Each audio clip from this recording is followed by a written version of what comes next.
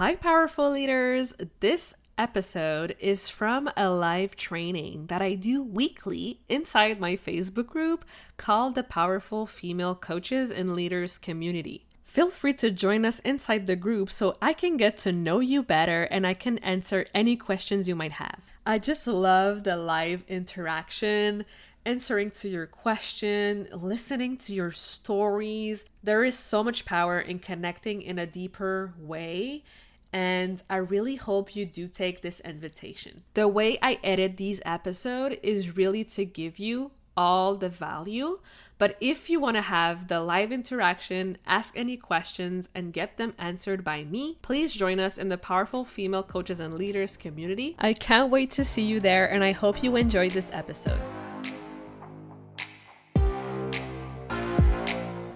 Welcome to the Powerful Female Leaders Podcast. I'm your host, Anna Patricia Bourgeois, certified business coach. I am here to help you up-level, generate consistent wealth, increase your confidence, attract dream clients, and master your mindset so that you can fully own your power and achieve next-level results in your online business and beyond. Every week, a powerful conversation will take place with amazing guests, or I'll share from my experience to help inspire you to start and scale the business of your dreams while being powerfully you. The time has come to stop playing small, stop hiding, and stop waiting.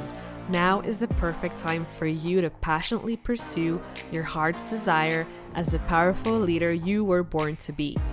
Are you ready? Let's do this. Today's topic is about how I went from burnout and stressed out and exhausted to really being aligned and fulfilled and grounded and happy. And this is a big topic, right? With the whole hustle culture we're living in now, it's so important to talk about. The fact that I burned out twice, I was prioritizing, my content, my to-do list, my clients first, and showing up every day and pushing and forcing, and I just felt drained and tired, and I had it all backwards, basically. And today I want to share with you exactly what I did to completely change that situation.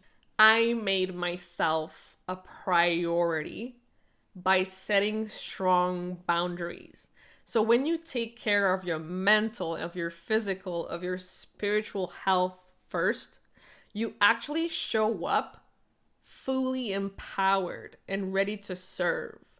And the most powerful leaders that I know, because I've interviewed a lot of them, a lot of successful women, and all of them have shared some kind of self-care, some kind of them filling their cup first. Like there's always this narrative, take care of yourself first, right? So this is not new to anyone who's here. I know you know this, but I felt the pull to come back here and truly share exactly what I did when I talk about boundaries and what that looks like. So you can take inspiration from that and look at your own situation and ask yourself, where can I, reinforce these boundaries? Where can I take care of myself better so I can serve better and be the best leader I can be? Like I said, I decided to implement those stronger boundaries. I did have some, but they were very, flexible, because we tend to, how can I say this? We tend to feel like, our success or our results, we attach so much to that, to our worthiness and who we are, but we are fundamentally worthy. And that's the other thing. When you truly believe in your bones that you are fundamentally worthy and nothing's going to change that, no matter what happens in your circumstances, then it's also easier to reinforce that self-love and those boundaries and that personal power, and be like, I love myself no matter what. I know I'm worthy no matter what.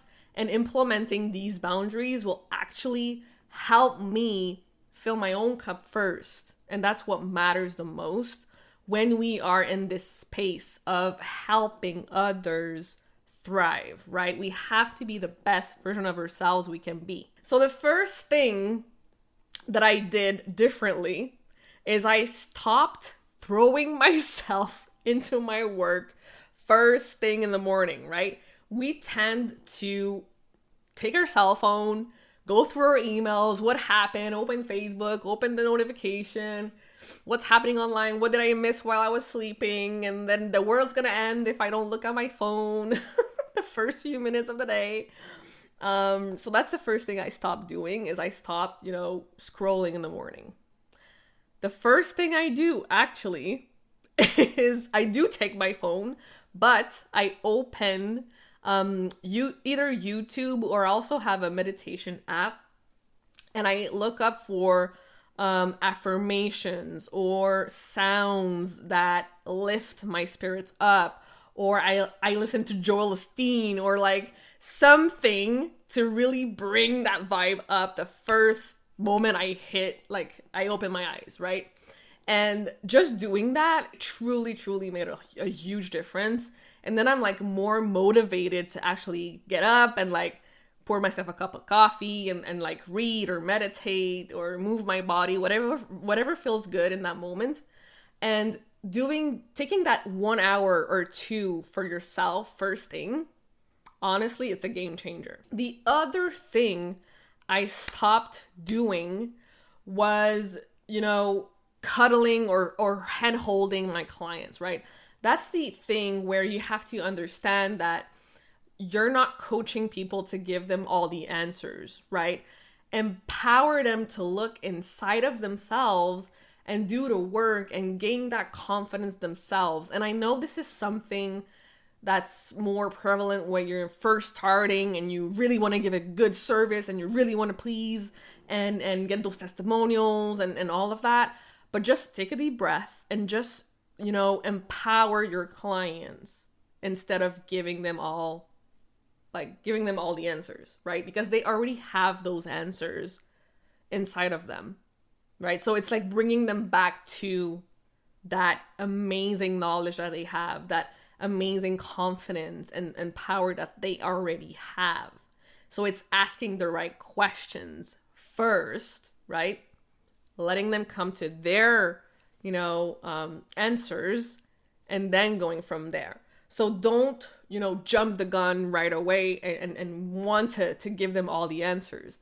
So this is something that, over time, you're going to notice it's going to shift. But this is huge because it requires a lot of energy, right? It requires a lot of energy to always be there and answering and giving answers and giving, all the things that we think is going to help. But in the long term, it's going to benefit more your clients if you empower them first, because long after they're going to work with you, they're going to be able to look for these answers again and again and again and sustain their level of success again and again and again, because you've conditioned them to do that for themselves.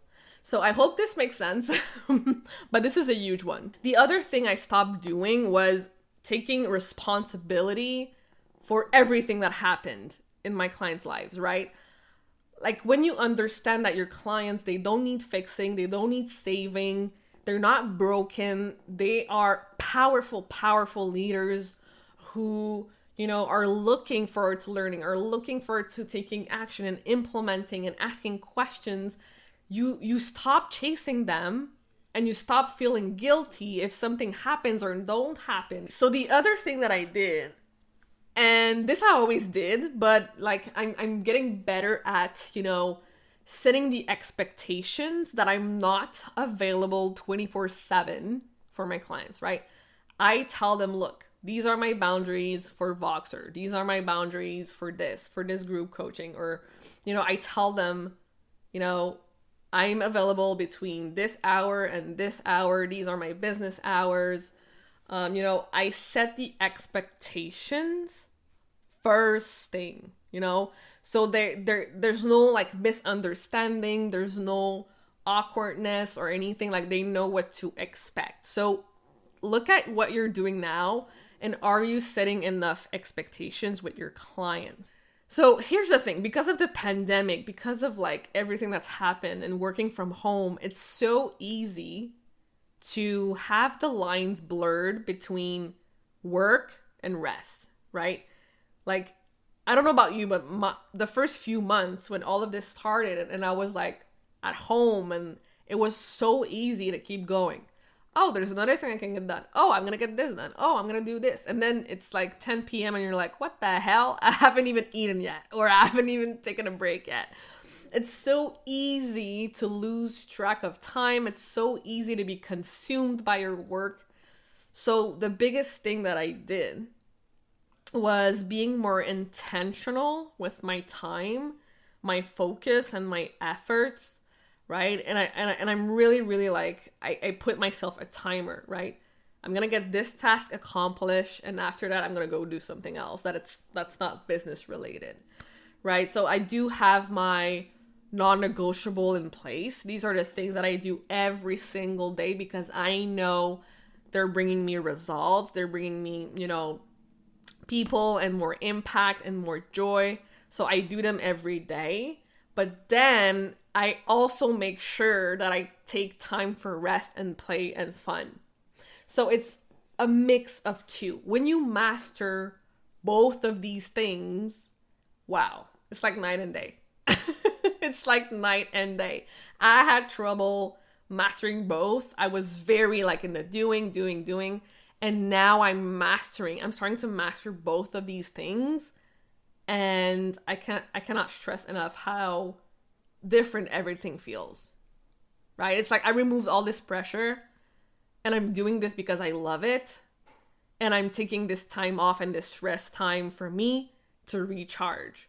So it's like this loop. And when you make that a priority, it's going to help you. And it's so important to also remove distractions, right? And focus on one task at a time, get that task done, and then move forward, So as soon as I did that, as soon as I turned off my notification, the distractions, I actually got more done in a shorter period of time, and I could enjoy my life more, right? So do that. I encourage you to do that. Put a timer, turn off notification, remove any distraction, focus for an hour, and get things done. The other boundaries that I did implement is I'm no longer giving free coaching in the DMs. I'm no longer entertaining conversation that go nowhere in the DMs, right? I'm very, very like I tell them, I'm like, look, like if you're interested in this program, if you're interested in private coaching, here's my link. Or if you want to schedule a call, here's the link. Or if you want to join my group and get more value, I go live in my group, here's my link, right? I give them the next step depending on what the person needs, what they're looking for. But I don't spend hours and hours in the DMs, talking to people. Like I used to do that a lot, and you don't realize it, but it drains your energy a lot, especially when you're having like 30 conversations at the same time. That's how crazy it was at one point. No more people pleasing, no more being a good girl, it is what it is. And when you do that, you actually, show your clients, like you set the example. You're actually setting the example. You're actually showing them like it's okay. It's okay to not do it anymore and to focus on you. A lot of coaches go through this because we are heart-centered leaders, right? We want to give so much. We want to give so much value. We want to help everyone. And we feel this need to give and give and give and give. But like I said in the beginning, it has nothing to do with how much you give. It has everything to do with you validating yourself first. You knowing you're worthy and you're amazing and you're awesome first, and no amounts of conversation that you have or no amounts of like trainings or challenges or whatever you do, that's not going to determine, your success. What's going to determine is you filling your cup first.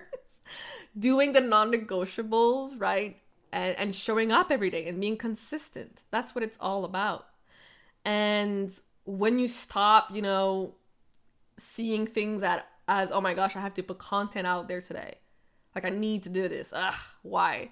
And you see it as, wow, like this is my playground.